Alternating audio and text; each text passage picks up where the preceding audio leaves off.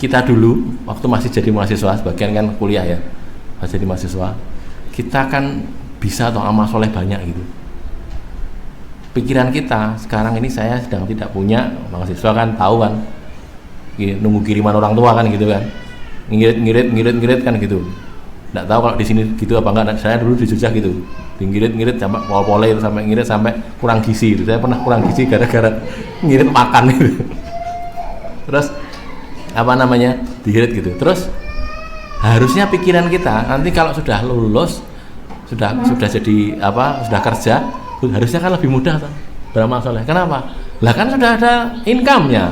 Dulu nggak ada income resmi, nggak ada income masukan tiap bulan saja kita bisa amal soleh. Mestinya kan bisa tuh. Tapi kan ternyata nggak mesti begitu kan. Ternyata apa? Ternyata orang itu semakin tinggi kedudukan itu malah semakin terlibat di dunia lebih banyak gitu loh. Kan gitu. Jadi malah angel gitu, malah susah. Jadi saya ini bukan lihat di sini, tapi melihat di Solo saja, di Solo. Di Solo dulu itu ketika ini apa, bapak-bapak yang sekarang sudah jadi orang tua itu, dulu masih mahasiswa itu bisa beramal soleh banyak. Tapi begitu lulus, ada yang jadi dokter kah, jadi insinyur, jadi macam-macam, jadi pegawai macam-macam gitu.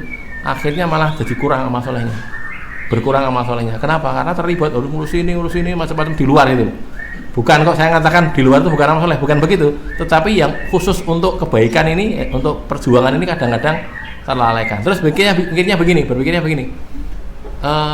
Baiklah, saya tidak bisa ikut, tapi kan saya bisa mendanai. Gitu. Mendanai, ini butuh apa? Saya keluaran dana sudah. Padahal Rasul Allah itu mengatakan jahidu atau berjihad itu bi amwalikum wa anfusikum. Begitu. Harta iya, kalau punya harta juga iya, tapi amwal dan anfus masalahnya dengan diri juga gitu. Saya kadang-kadang ngiri dalam arti baik ya. Ini loh orang-orang di Solo lah, di Solo saja, yang di Solo saja. Ini ada orang-orang miskin, tidak punya harta, tapi bisa ngaji nggak pernah telat. Amal soleh ya ikut terus gitu. Ada ngecor melu ikut, apa lagi ikut gitu. Terus padahal income-nya juga segitu-gitu aja. Enggak banyak itu, sedikit, orangnya miskin tapi bisa berbuat begitu. Sedangkan yang lain orang-orang kaya kalau ngaji naik mobil gitu kan ya, apalagi mobilnya tuh ya bagus-bagus gitu, itu untuk amal soleh itu nggak bisa, karena itu tadi terlibat banyak urusan dunia, begini harus sana, harus ini, macam-macam gitu. Bukan maksiat sih, bukan maksiat, tetapi coba kita masukkan ke hadis itu ya, itu loh, ada ayat wala tulku bi aidikum ila tahluka. Surat apa itu? Ya? Ayat? Enggak hafal. Boleh ini ya? Repot kalau orang enggak hafal gini ya. Wala tulku, enggak kayak Ustaz Adi Hidayat itu, jadi langsung ngerti. Halaman sekian bagian atas gitu. Ngerti. Ini bagian atas apa bawah enggak ngerti. Ya, surat Al-Baqarah ayat 195. Ini kan, wa anfiqu fisabilillah wa la tulqu bi aidikum ila tahluka. Ini ceritanya kan ada seorang sahabat waktu perang, nanti silahkan dicek di Rasulullah ada kayaknya. Waktu perang dia tuh langsung maju sendirian menghadapi musuh gitu. Mati dia, maju sendirian menghadapi musuh, dia sudah membunuh beberapa orang, akhirnya dia dikeroyok mati. Terus orang-orang komentar, wah orang itu yulku bi aidihi ila tahluka, dia itu melemparkan dirinya kepada kebinasaan. Terus ada Abu Ayyub kalau tidak salah ya, Abu Ayyub Al-Ansari atau siapa itu, seorang tokoh sahabat juga, tokoh senior sahabat. Dia kata, sebentar, kalian ngomong apa? Itu ayat itu bukan untuk ini loh, bukan loh. Dia ngomong begini, ayat itu untuk kami ini orang-orang Ansor, orang-orang awal dari kalangan Ansor, kami ini pionir-pionir awal. Terus ketika muslimin sudah banyak, orang anak-anak muda pada datang masuk Islam, orang-orang kuat pada masuk Islam, lalu kami berkata begini, wah ini kami sudah tidak harus datang lagi untuk sabilillah ini ya, sudah digantikan anak-anak muda banyak itu ya, untuk urusan jihad biar mereka yang berangkat. Sekarang kita mulai memperbaiki perekonomian kita, karena selama ini kita tinggalkan gara-gara untuk jihad terus gitu. Ini sudah ada gantinya, mereka biar berjihad, kami ngurusi ini. Terus turun ayat ini, kata dia, turun ayat ini, wa anfiqu fisabilillah wa la tulqu bi aidikum ila tahluka wa ahsinu innallaha yuhibbul muhsinin. Teguran untuk kami, Tidak boleh. Orang itu jadi pionir di depan terus, tidak boleh turun ke bawah, tidak boleh. Terus begitu. Itu kata orang-orang Ansor ini. Saya refleksikan ke diri saya saja lah, diri saya sendiri. Itu gitu gak ada ya. Dulunya zaman saya masih kuliah gitu, bisa begini terus kemudian berkurang saya enek ngurusi begini terus diraiso, jadi gini raiso enek urusan ini dan itu. Sekali lagi bukan maksiat loh yang diurusi, bukan loh. Ya urusan gitu juga. Nah, cuma masalahnya kalau kita habis di situ, terus kita dapat bagian apa gitu. Dapat bagian apa? Orang-orang ini anak-anak muda, mereka sudah beramal banyak. Orang-orang tua mulai berpikir, wes sing ngamal gen cah nom-nom, anak-anak muda, kami tak ngurusi yang lain. Wes nanti kami biayai. Walaupun dibiayai, walaupun full kita keluarkan biaya. Wong yang disuruh itu amwal dan anfus, dua-duanya. Kalau kita punya uang kita iya. Kita masih punya diri kan, diri kita juga iya, keluar juga fisabilillah.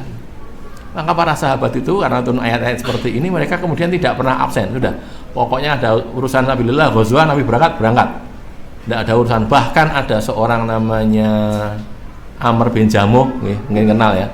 Amr bin Jamuh itu seorang sahabat Nabi, dulunya musyrik, kemudian masuk Islam. Ketika dia salah satu dalam peperangan, dia itu kemudian kena kakinya luka, kemudian jadi cacat, pincang gitu. Jadi dia kalau jalan pincang karena kakinya cacat, karena perang juga. Ketika dia mau ada perang lagi, ada mobilisasi mau perang, dia mau berangkat. Anak-anaknya bilang, Bapak nggak usah berangkat. Bapak itu a'raj, namanya a'raj ya. Alaisa alal a'raji harajun itu loh ya. Ada ya. Nggak usah kita cari aja nih, nanti golek sendiri ya. Maksudnya angel golek ini. Jadi tidak ada dosa atas orang pincang itu. Sudah, Bapak tidak usah berangkat. Kami saja anak-anak muda, anak-anaknya ini kami yang berangkat untuk fisabilillah. Bapak di rumah saja atau punya udzur gitu.